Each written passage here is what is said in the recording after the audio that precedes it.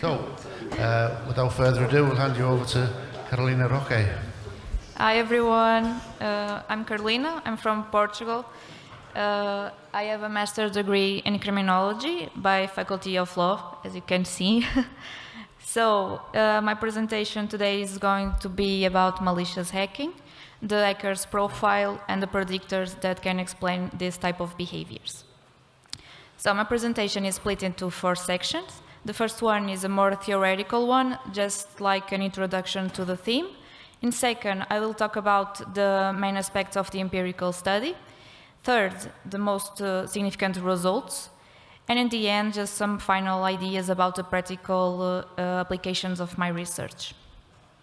So as for theoretical background, I think in general people tend to have an idea what is hacking or malicious hacking behavior.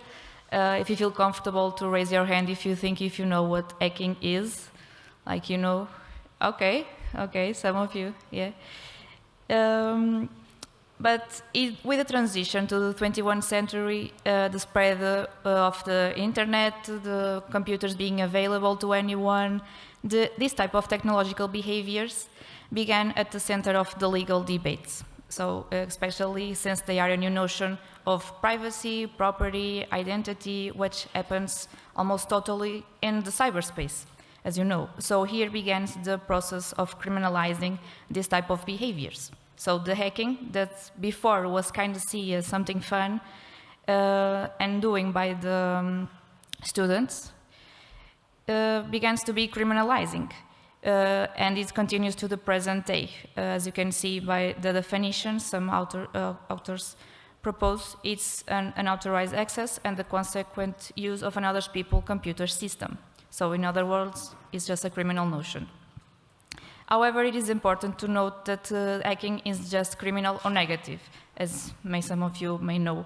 And there are various types of hackers and actions that can be made. So in this slide, I will highlight 3 types of hackers. The black hat one, the white hack, and in the middle, the gray hat hacker. So the first one, the black hat, are individuals who go against the law by breaking into some companies' computers, exploring their vulnerabilities with intention of destroying their computer system or the data. So in other words, are the pure malicious one. In the other extremity, we have the white hat hackers. They tend to work for the companies, help them protect their computer system, resolve the vulnerabilities, and counterattacks the malicious actions of the first ones. In the middle, we have the gray hat hackers. They are individuals on one side. They can help the companies to control their weakness, but this have to happen with some money involved, so with a monetary reward. If this doesn't happen, they can actually expose the flaws of the computers, the companies, and the black hat ones can use them to destroy their system. So, with these theoretical ideas in mind, my study used the typology of the black hat hackers because in Portugal there are not this type of studies. So we have to start in one point, and we decided to study the black hat ones because it's more related to my area, the crime aspect. So we choose the malicious ones. So specifically, the goals were 2. The first one is understanding the malicious hacking behaviors and their prevalence in the Portuguese population. And the second one is to establish a common profile of the malicious hackers. And I have some variables that I will talk about.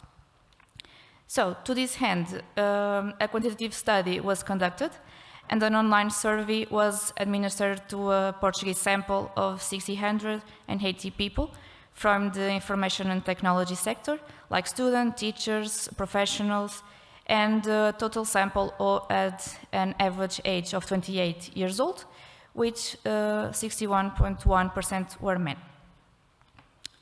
Regarding the variables in study, the dependent one is the malicious hacking behaviors, and they were measured in the both lifetime period and in the last 12 months. So here, the participants were asked to identify the behaviors they have engaged during their lifetime and in the last 12 months. And these are the behaviors that we choose to access. So there are 5.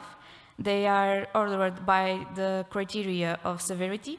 Like the first one is guessing or attempting to guess passwords, being less serious and a lot more easier to do than the last one, because it's the creating malware to cause damage or destroy the data.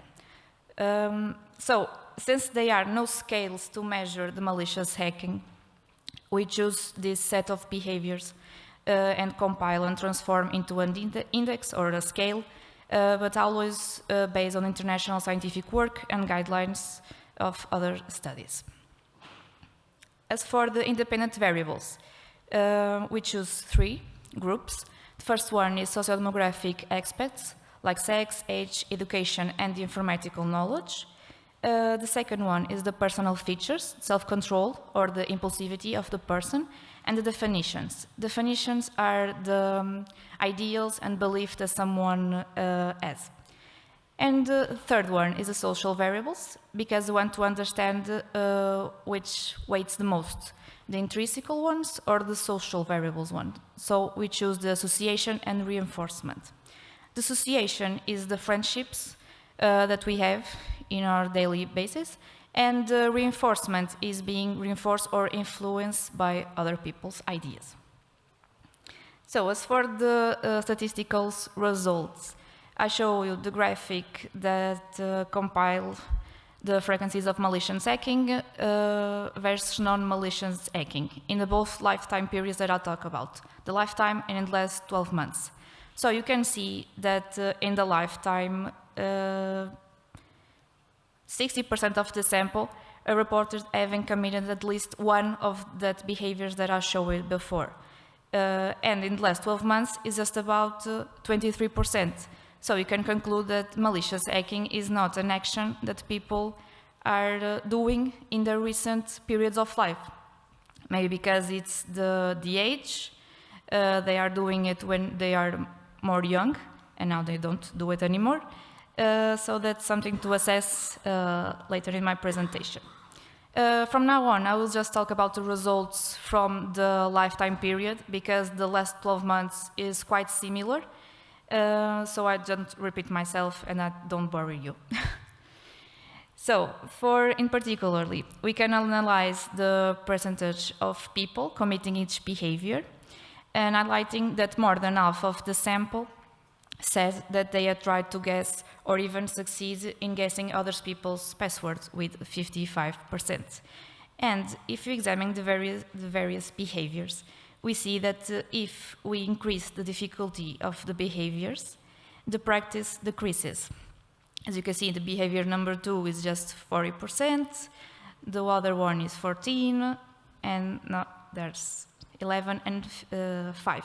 So the last behaviors, the most difficult one, just 5% of the sample actually reported that yes, I did it.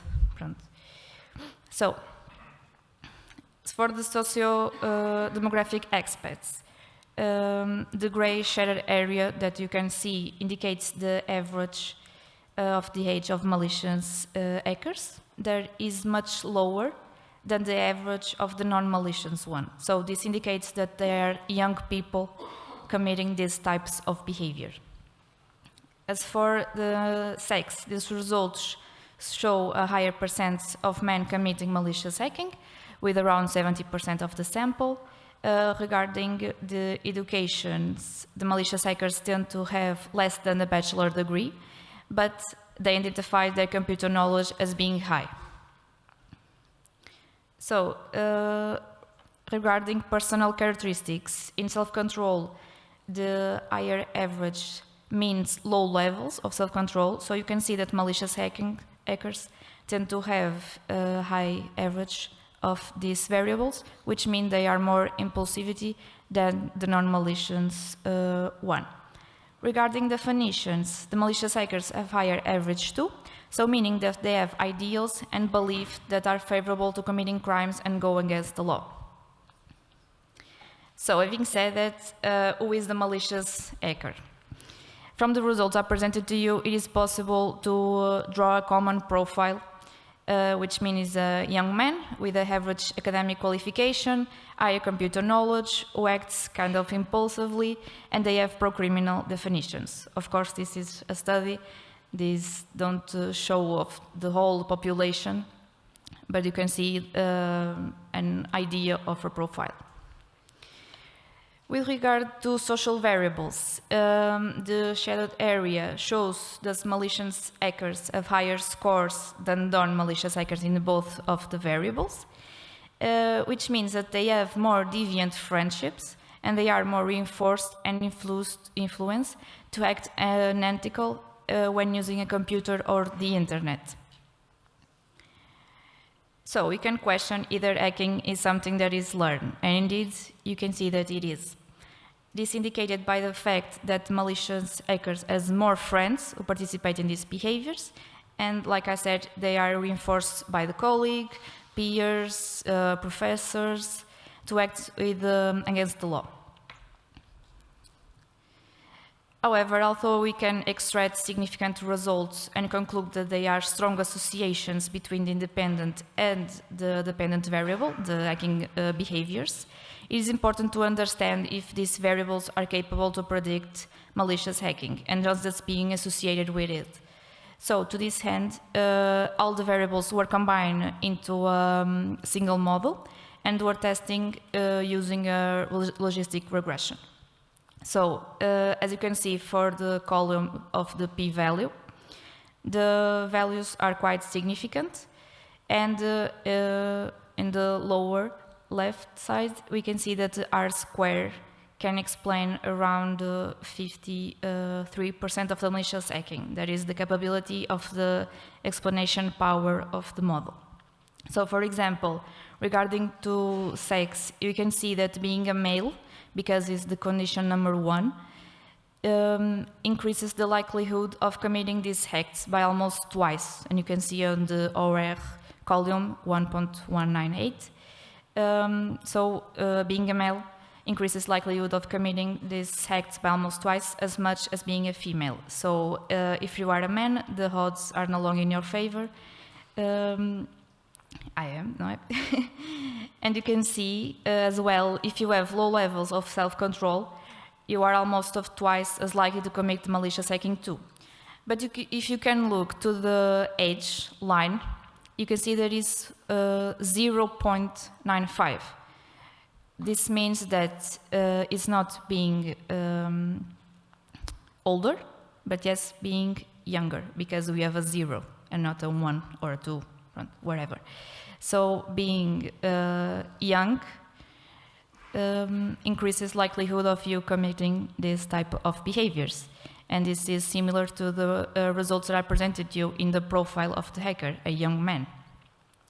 So, however, we can see that the variable that has such power in explaining malicious hacking is in fact association. They are with a circle, and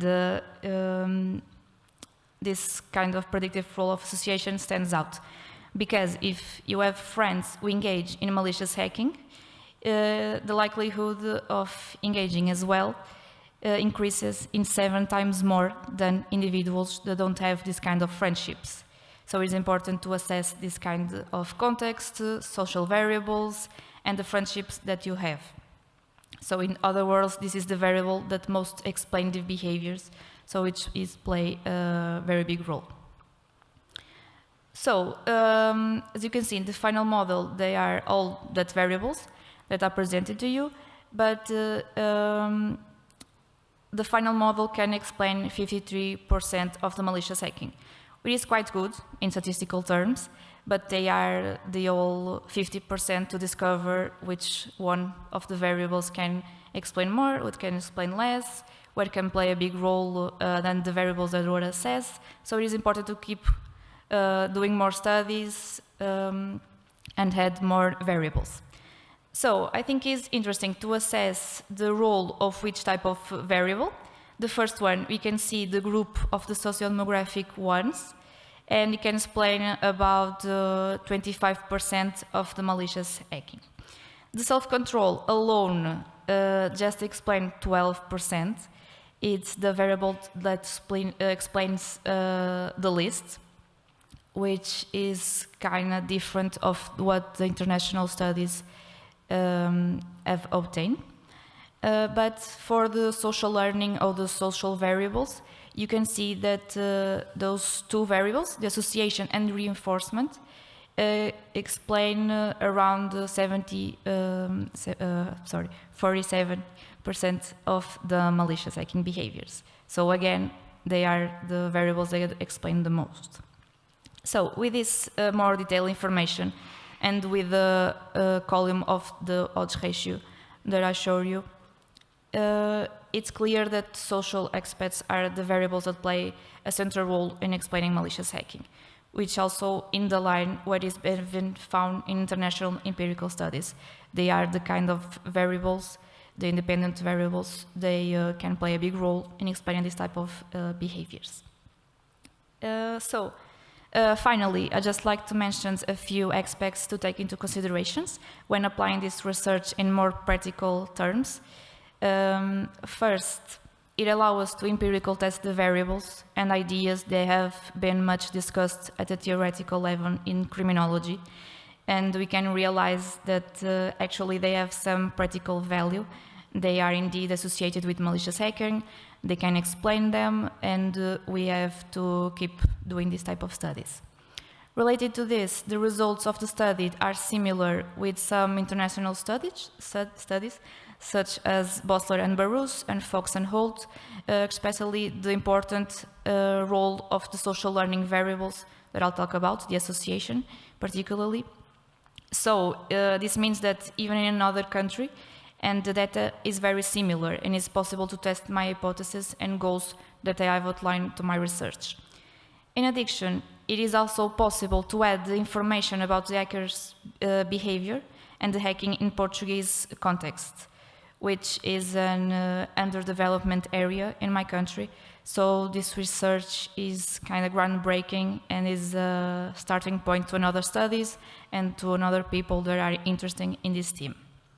So therefore, with this knowledge, it is possible to set up in motion a future response, either reactive or preventive. For example, you could employ individuals in your company to fight back the malicious acts. They are ending up to be the white hat hackers that I mentioned in the beginnings. We can talk about online security in schools. So it is important to be alert to this theme. So this is the references that I use for my research if you are interested to know more about this topic. This is the bibliography that supports my research, and I would like to thank you for attending my presentation. If you have some questions, I am available. So thank you.